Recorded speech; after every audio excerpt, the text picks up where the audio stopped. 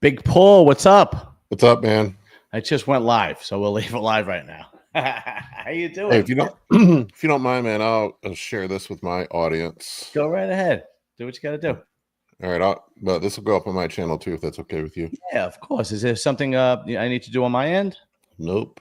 Okay, we're just waiting for Jason Arntz, and we'll jump right into it. Where I'm gonna make.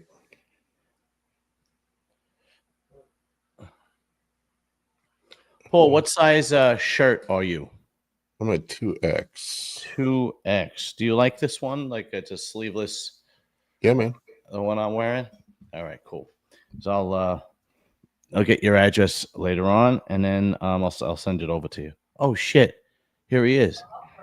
Yo. Oh, he's big. He's bad. He's Jason Arntz. What's up, bro? Hang on one sec. Do you know Big Paul? Paul, how you doing? What's up, man? I'm sure, Paul, you know Jason Arntz. Unless yep. Let's get my volume up. All right, we're gonna put. Yeah, let me know when you're ready, Paul, and we'll get started. All right, I'm putting this up on my channel. There we Cool. go. How you doing, Jay? I'm all right, dude. Long day. I hear you, man. I hear you. This is brought to you by I Prevail Subs. The link. The leader in sports nutrition. That's right. The leader in sports nutrition. The link is in the description with the discount code SNS10. That's S and the sign and S10. You'll see it in the description. You go there, you get the best bodybuilding products known to man on the face of the earth. www.I-Prevail Subs. Anabolic Academy from here on in will be brought to you by I Prevail Subs and only I Prevail Subs. Unless Big Paul's got a thing he wants to shout out. Nah. He's like, nah, fuck it. Paul, you got your own podcast. What's the name of it? Just Anabolic Bodybuilding. Anabolic Bodybuilding. Okay, very cool. All right. So let's just jump right into it. So I was at the gym, and now that I'm one of the OGs in the gym, sometimes the young guys, I'm sure you guys get this all the time. Sometimes the young guys want to talk to you and pick your brain and so on and so forth. And the kid was, probably around late 20s, and he was relatively thin, and he was trying to ask me about how much genetics plays in the game of bodybuilding.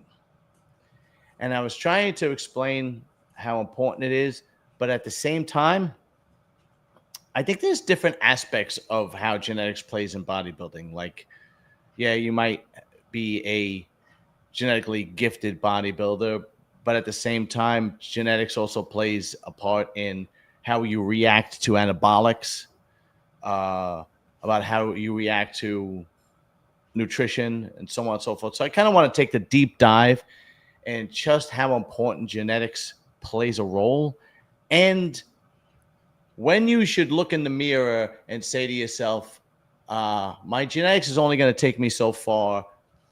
Maybe I should quit while I'm ahead and just do this as a hobby instead of something that I want to do for the rest of my life.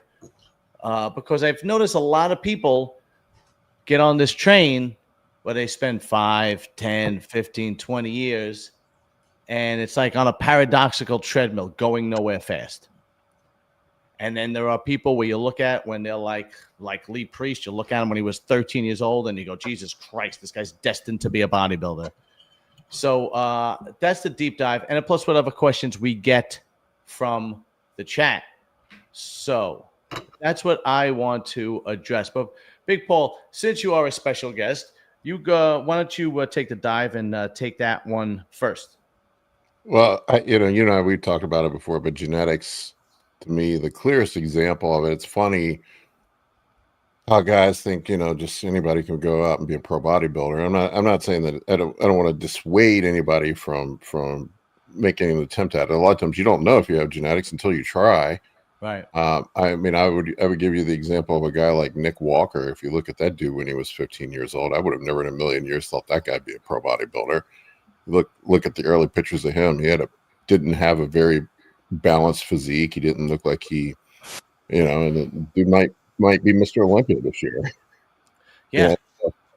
So I mean, there's a clear example of somebody who worked the balls off and clearly had the ability to grow. He didn't have the greatest structure. I don't think structurally he had the greatest structure, but he had an ability to grow in other areas. But you look at something like basketball, genetics are really clear. I mean, you're 7 feet tall, right?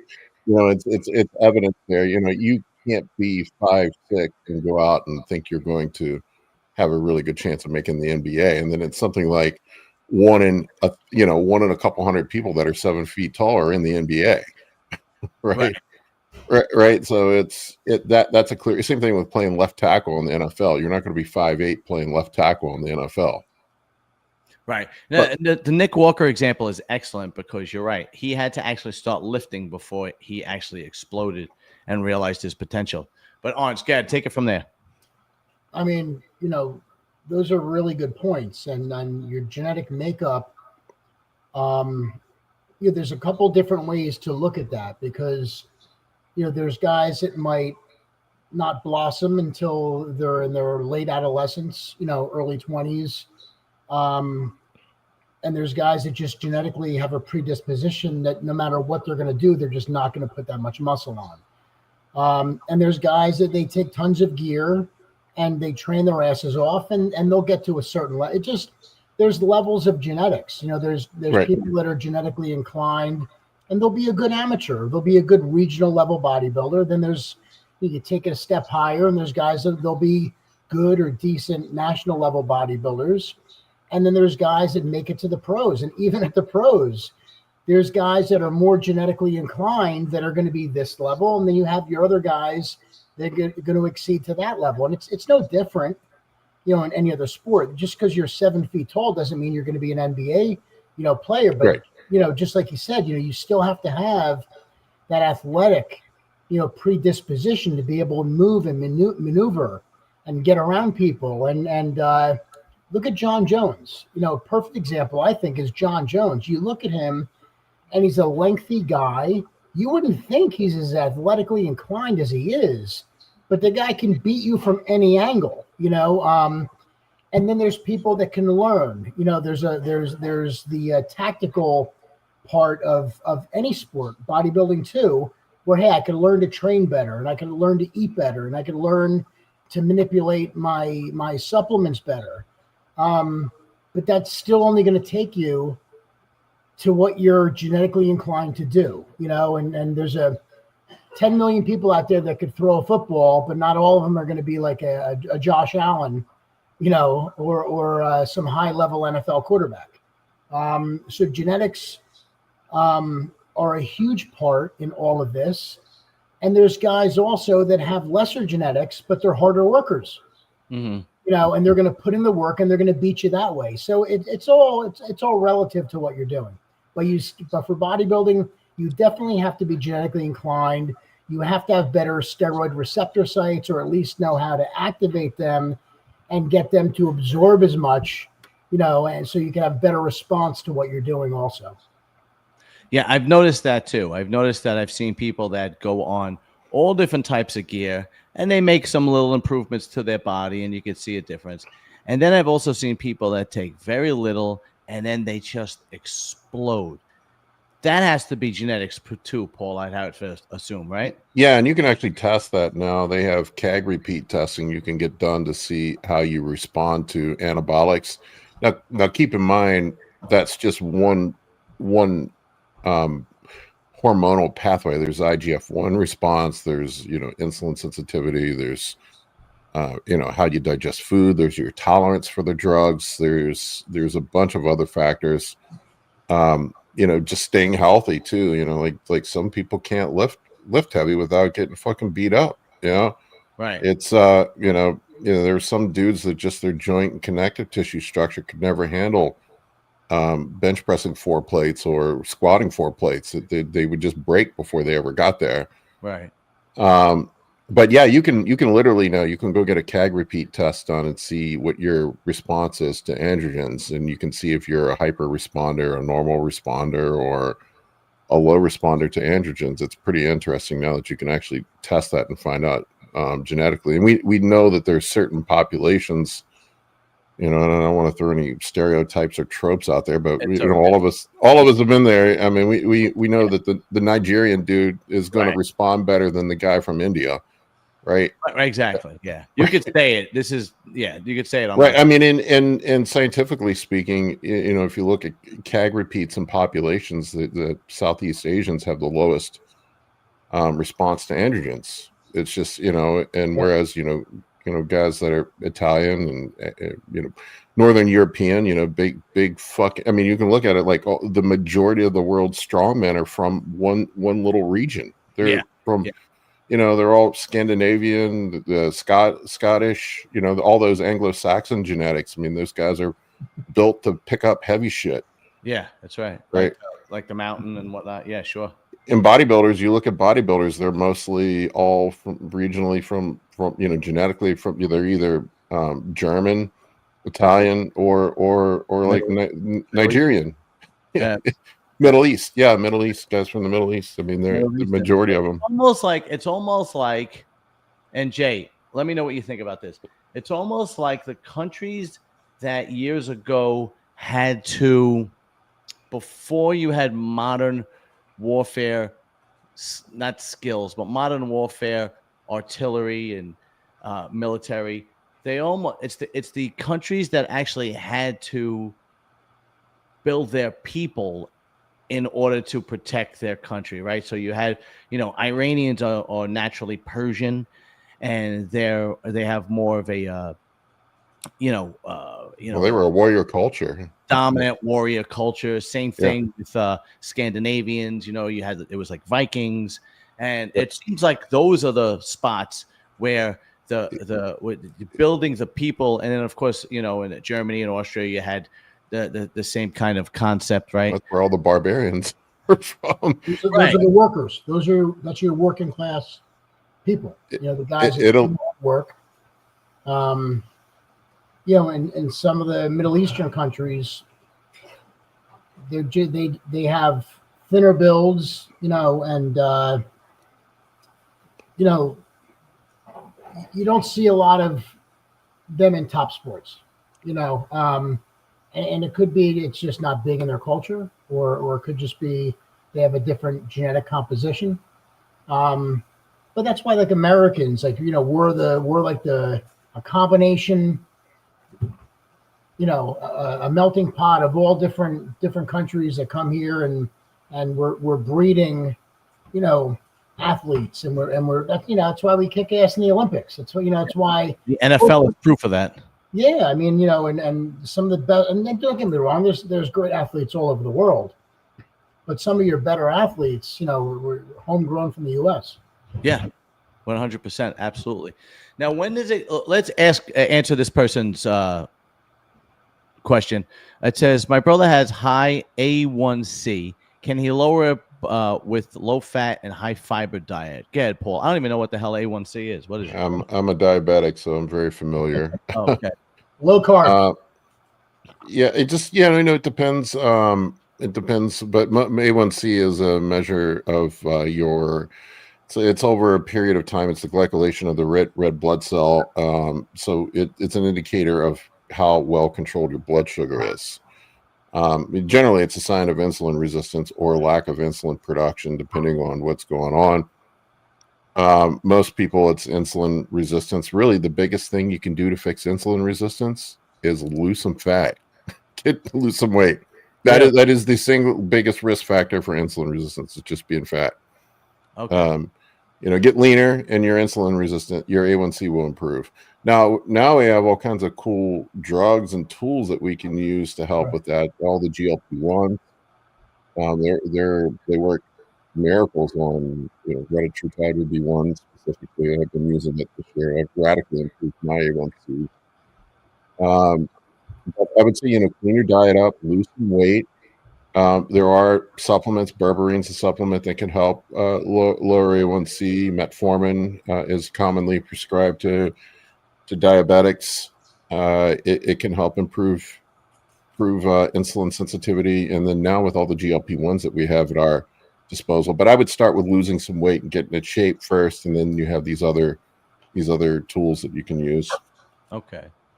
We have another question here, Orange. You could take it. How long do you typically wait before starting an AI? I just started taking 500 test E per week and have 12.5 milligram aromacin tablets on hand. My plan was to start week 4, 12.5 milligram EOD. Every other day. 12.5, 500 milligrams. I mean, he's not going to. That's excessively high dose. It's also genetic. Well, anytime your testosterone level is going to rise, you will get a rise in estrogen. The problem is your conversion from androgen to estrogen. With 500 milligrams of testosterone, it's a mild dose. Of course, you can get excessive estrogen with that. But you could wait, 2 weeks before you start. And aromacin, I like the Arimidex, which comes in 1 milligram. Yeah. And he could do 1 milligram, twice a week, to prevent, any type of aromatization or buildup of estrogen. Okay. Estrogen conversion is largely genetic. Body fat percentage also plays a role in it as well. The higher your body fat is, the more aromatase you're going to make. Mostly in men, the aromatase enzyme is made in fat deposits in men. So the leaner you are, the less aromatization you'll have. You'll notice that, like I'm sure Jason noticed that, is as you've gotten bigger, as you've had more muscle mass, as you've gotten leaner over the years, a lot of times guys don't need AIs anymore or have it. Some of it's just genetic, though. Some people are higher converters than others. I'm not a big fan of aromacin. It's a suicide inhibitor. Really? And so what it does is it permanently neutralizes the aromatase enzyme, whereas Arimidex is not. Arimidex is a non-suicidal aromatase inhibitor. So the problem with running, I know there's been this reputation that aromacin is somehow safer, and it does seem to have less side effects from what anecdotally speaking. But the problem with it is long term, you can cause yourself to permanently crash your estrogen. I've seen guys have problems with it, and in a clinical setting, Arimidex is the gold standard for prescription anyway. But yeah, I would just I would go by symptoms and see how you feel. If you're not having any, like if you're not having any gynecomastia issues, if you're not having any water retention, if you're not having any other, issues related to the high estrogen, I would just let it roll. But that's kind of my 2 cents on it. From my own experience, I, being young and stupid and just jumping on testosterone when I was younger, I did develop gyno, and I got both removed, and I would use Arimidex afterwards. But then it got to the point where I just stopped using Arimidex, and I never needed it anymore after the operation. But once the glands are gone, you're not gonna. Doesn't mean you won't get high estrogen. Right. It just means you won't feel the side effects of getting gynecomastia. Okay. You could still have excessive. That's why Novadex is, I hate to say worthless, but for guys that are running gear, Novadex will reduce estrogen after the fact. So once the estrogen already rises, it'll help flush it out. Like an Arimidex, which is an aromatase inhibitor, it blocks the conversions of androgen to estrogen, so it doesn't build up. You could still get an increase of estrogen even while you're on Arimidex. Mm-hmm. That's just because they want to stay in balance, but it'll prevent the conversion, and it will suppress estrogen. But Novadex is something that, all right, now the estrogen is up, we'll flush it out. Is that why they recommend using Novadex with PCT? It's a serum. Yeah. It's a selective estrogen receptor modulator, and it stimulates LH and FSH. Novadex blocks the receptor selectively in men at the breast tissue. More specifically, you'll notice it is a cancer drug. They use it for treating cancer with. So essentially, what's that? Breast cancer for women. Yeah, breast cancer. So yeah, essentially what you're doing is blocking the receptor. So you're not actually lowering estrogen with it. It just what it does is blocks the receptor from the estrogen from binding with the receptor in the breast tissue. So really, if you have the gyno removed, you don't really need it at that point. I get concerned about tamoxifen 2 use because it does increase blood clotting risk. That's another issue with it, and you see a lot of guys, especially on contest prep, that love to pound the tamoxifen, and then they end up having. You commonly hear dudes throwing clots and stuff towards the end, pulmonary embolisms and shit like that towards the end of prep. So you have to be careful with it. Okay. Let's go back to the genetic thing for a little bit. I was watching. I love watching Nick Walker's YouTube channel, especially when he's training. Number one, because he's a freak. And number two, I just like the guy's personality. He's very down to earth. But he was talking about how he could train, and he was kind of applying this to everybody, which I think is a little bit of a mistake. He could train and not necessarily train till failure, but still find good results. What do you guys think of that? Because anytime I tell somebody when they're training, I always tell them to train past failure through failure. I always tell them, even though weight training, if you do it right, burns a lot more calories than cardio, I still tell them to do cardio. How much of that, in his case, is genetic, and is it a mistake telling that to the masses? Because I feel like the majority of people will take that and say, hey, I don't have to do cardio. Weight training burns more calories, and hey, I don't have to train till a failure. Nick Walker doesn't. What is your guys' take on that? Is it a genetic gift for Nick, and should he be telling the public that? I haven't trained to failure in years. I've gotten probably a decade or more. I put on 60 pounds of stage weight without training to failure. Really? Yeah, no, it's ultimately it's mechanical tension that drives hypertrophy. And look, this it's always a fine line to walk. I think there are a lot of people that are looking for excuses not to work hard. Right. Yeah. I would never say that, but right, go ahead. Right. Yeah. And you got to understand that it's relative too. I mean, we have to balance, especially as we get older. I'm a master's competitor in the IFBB, and I can't do the shit that I did at 25 in my 50s. Like right. I can't do that anymore. Right. I would break if I went and put 495 on the squats and tried to go to failure and do that kind of shit at this point. And it's all relative too. Like we have to evaluate the risk versus the stimulus and fatigue cost and all these other things.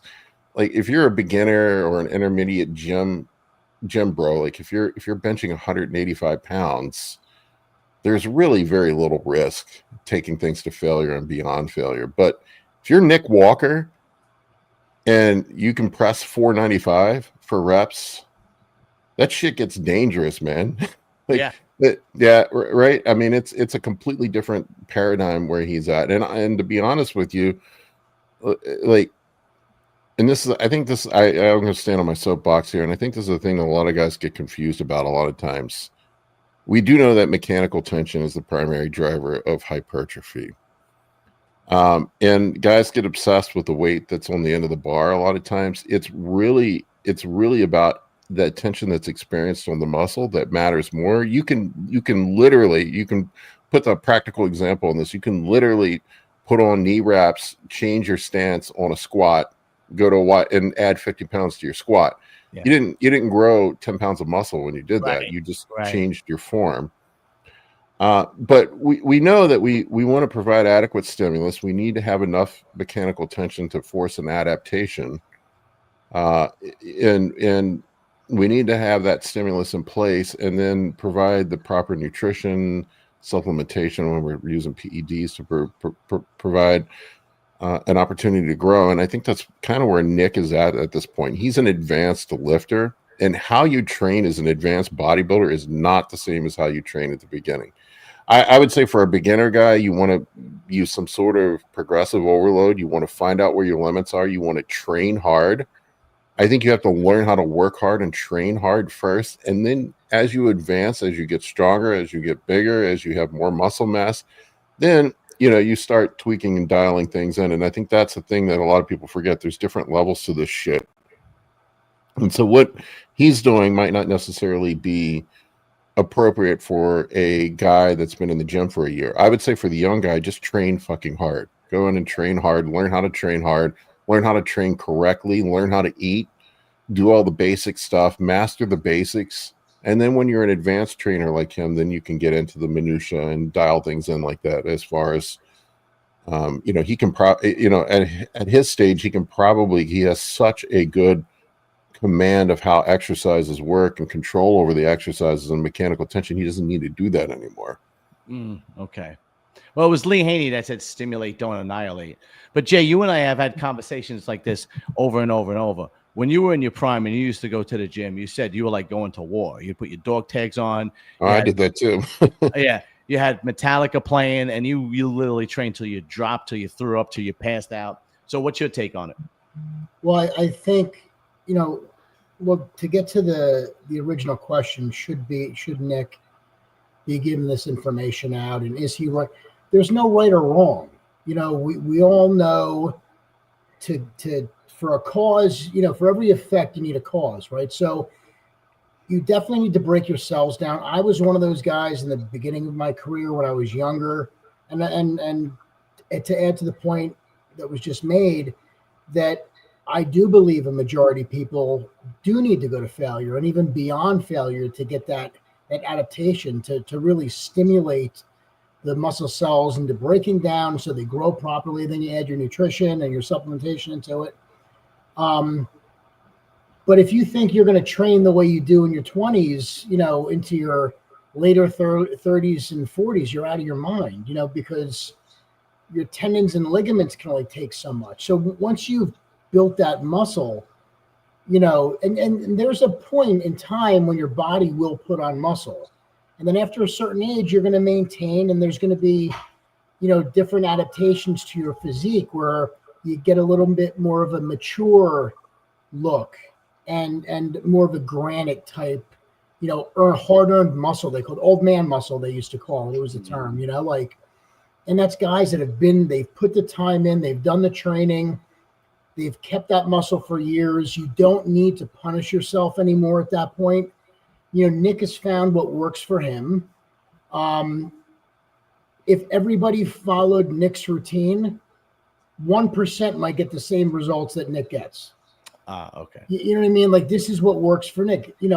Somebody in their 20s, if they think they're not going to train to failure and put on the amount of muscle that Nick has, they're out of their fucking mind. There's no way, but just like any top sprinting coach will tell you, when you reach a certain age, you only sprint once a week. The rest is all preventative injury type training. And even, twice a week at most. But when you put your body through that hard-earned taxing training, you can't do it continuously. Okay. And it's about really, developing a training program to maintain that, mature from that, and get the desired look that you're looking to get. Angel Vega says, is it safer training to failure with machines or free weights? I mean, obviously machines. Yeah. I've adapted to more machines as I've gotten older. I am 49. I still go into the gym with a lot of desire and drive, but I have to know my own body, and I don't train nearly as heavy. I'm not squatting, 4 or 5 plates anymore. I'll use the hack squat. I'll use the leg press. And I've noticed using a lot more machines now, more than free weights. And, clearly if you use a machine, it's going to be a lot safer than using free weights. What do you think, Jay? I mean, you don't want to fail. You don't want to go to failure in the gym doing squats. That's right. You're in a very compromising position. Yeah. Failing on a hack squat, you could just leave it there. Right. When your biomechanics, when your lower back and your erectors are being compromised, and if you tweak the wrong way, trying to get that weight up, you're subjecting yourself to some punishment that you want to stay away from. Even failing on a bench press, Oh yeah. At an older age, I wouldn't fuck with flat bench if you paid me. It's the truth. It's just too much of it's probably the worst exercise for advanced athletes. Just because you're in such a compromising position that you're just looking for injury. But of course it's safer to fail with machines because you're at the range of that. You're holding up dumbbells and you start failing and you start going the other way. You could tear your rotator. You could, there's so many issues that can come about from failing with free weights. Go ahead, Paul. I'm sorry. Go ahead. I would say this is another one of those things where it's, it evolves as you get older. I just go back and look at it. Like I think about the shit I did when I was 21. Like, you go out and play a tackle football, backyard tackle football game, do tequila shots and get up and go to work in the next morning, right? And you're good to go. Try to do that shit at 48, man, you're gonna be in the hospital. Yeah, it's a totally different way. And what's funny is that it doesn't happen like overnight. It's a slow progress. You get to your 30s and you still think you could do it, and you go, God damn, that just took 2 days out of my life to try and get back. And then it's kind of like you get to your 40s and you're just like, I'm not going. I'm not doing it. That's it. And you have to adapt. It's adapt or die. That's really it. It's interesting. I did a lot of DC training when I was younger. Dante Trudell trained me, and I did a lot of the really hardcore failure, beyond failure, all that stuff when I was younger. It's interesting. Like I think about it like now, it's really just bodybuilders that train that way. Powerlifters never train to failure. No, they don't. No, you're right. Good You're point. Right. Yeah, no, they don't. And there's some big motherfuckers. Yeah, absolutely. The only time they go to failure is at a meet. Yeah, right. Yeah, no, you're 100% right. It's absolutely true. Now, here's my last question before we. I mean, both of you guys train athletes, right? Paul, what's the name of your company? I'm sorry, I know. Anabolic Bodybuilding is what I do. Anabolic Bodybuilding. Jay trains people, and I don't train anybody, but I've come across this, and you guys probably come across this a lot more, and you have to deal with it a lot more. And I'd like to know how you guys deal with it. I said earlier on in the show that there are people that kind of are on that paradoxical treadmill where they're wasting 5, 10, 15, 20 years chasing a dream, maybe chasing a pro card, or they're still chasing it. And as a trainer or somebody has an eye of bodybuilding and genetics, it's like, man, you are really not putting you're putting this energy into something that is not going to give back you very much. And then you tell certain people that, and they say, "Oh, you're a hater. Stop stomping on my dream," so on and so forth.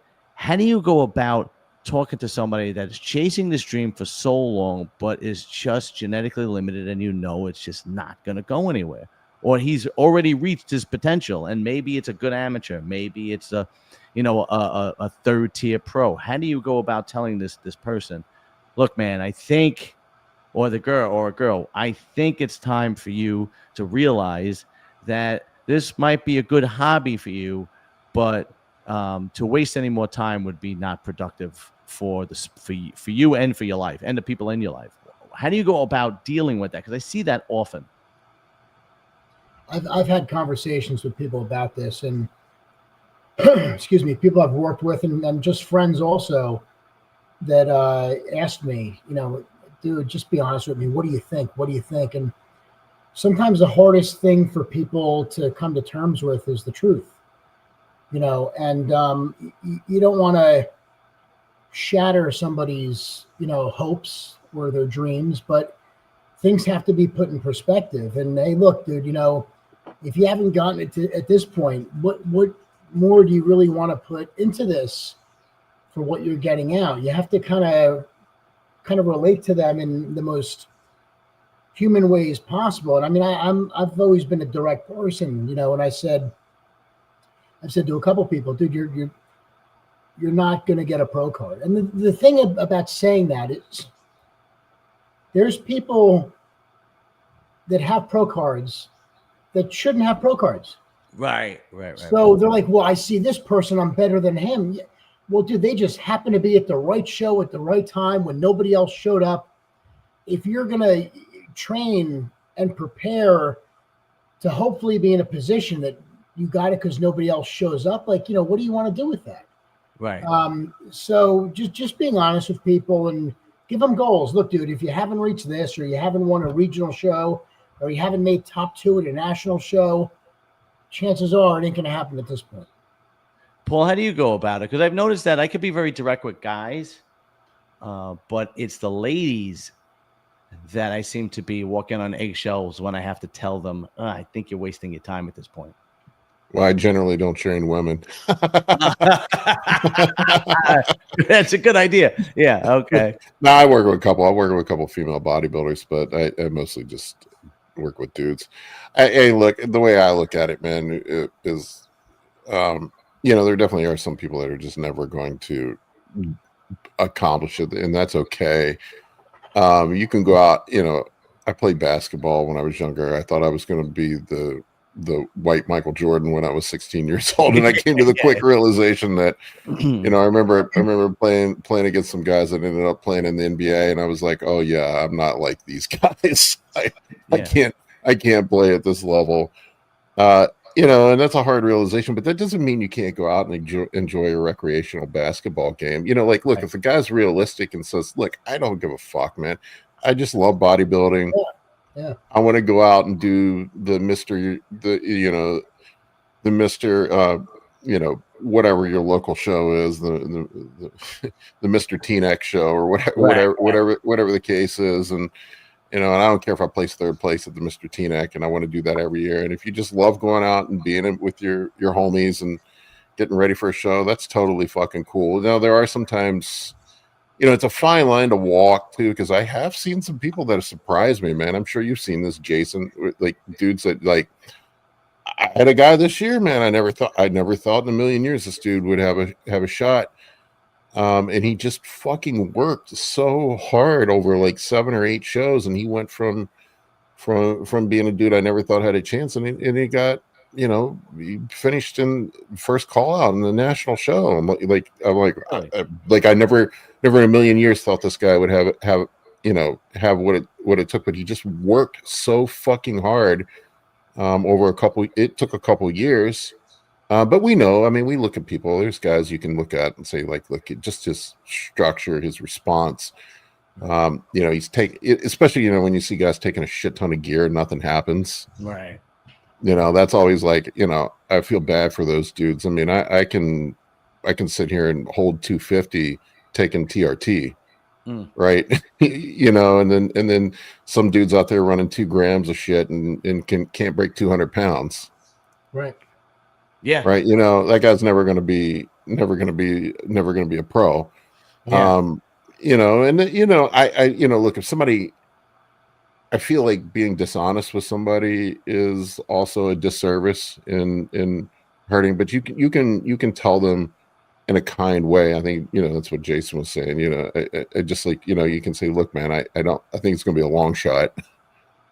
Right. I don't, is it worth sacrificing all you're sacrificing to try to get a pro card? But at the same time, like, I've seen guys, I've seen, like I go back to the Nick Walker example. If that 16-year-old or 17-year-old Nick Walker came to me, I'd be like, dude, you might want to play golf. Well, then you also create the argument, John, you create that argument where somebody says, well, now I'm going to prove you wrong. Right. I want to thank all the people that didn't believe in me. We've heard those. Well, I was really referring to people like I quit competitive bodybuilding when I was 38, and nobody told me. I figured it out on my own. I was like, okay, I'm 38. I am never going to look like this. I remember, I think I've said this story before. I went to what's the one in Teaneck every year? Went to Team. I was joking about Teaneck. No, don't worry about it. There's actually a lot of shows up in Teaneck. Oh yeah, It was Team Universe, and that was the one where John Meadows won. And I remember going to that show and looking at John Meadows and saying, "There's no fucking way in hell I'm ever going to look like that." And John, what year was that? I think it was 13. I want to say it was. I'll give you an example. I won the Nationals in 1998. Right. John Meadows was in my heavyweight class. Right. He didn't crack the top 15. Right. So if you would have talked to him back then, yeah. That's why this argument is really, it holds water in certain cases and it doesn't, because if somebody said to him back then, dude, you're not making the top 15 at the Nationals, you'll never turn pro. Right. And there you are 15 years later, and he gets his pro card. Yeah. Okay. Yeah. But I was referring to people that are in their late 30s, 40s, and still chasing, you know. Well, dude, he won it in the Masters. Yeah. He was in his 40s when he won his pro card. Yeah, but at 15 years earlier than that, so let's say he was around 30, I probably wouldn't have that conversation with somebody who's 30. But somebody, I'm talking about, like, we've seen people that keep pushing and keep pushing and keep pushing, and they're who it Arntz. Remember the guy? Everybody called him Top Shelf Tommy. Yeah. And he turned pro in his 40s, and then he got his pro card, and he really couldn't do anything after that. You know? Yeah. That's he owns a couple of gyms in Jersey. Yeah, and that's the type of person that I'm talking about. It's like, okay, great, you got your pro card. You're 48 years old. Now what? Well, he knew it. He did one pro show because he just wanted to get on the stage, and then he called it quits. Yeah, he knew where he capped out. But then there's also the argument with Ronnie Coleman. He wanted to quit up until the year he won the Olympia because he wasn't making the top 15. Yeah, right. So even the guys at the top level, like, hey, Ronnie, you know, when are you going to stop, dude? Like, you've been doing this 15 years already. You took 15th, 14th, 12th in the Olympia, and then fucking comes back the next year and then wins it for 9 years. It destroys everybody. He's the greatest bodybuilder that ever fucking happened. Yeah, right. Sean Roden turned pro as a Masters. That's right. Yeah. And he didn't win the Olympia until he was in his 40s. Yeah, no, you're 100% right. Those are probably great exceptions to the rule. Yeah, I get it. Like, you kind of have to, and that's another thing. How do you, as a trainer, how do you work around that? You don't have to. It's not your job. You know, it's just like you said. You decided when to stop. Right.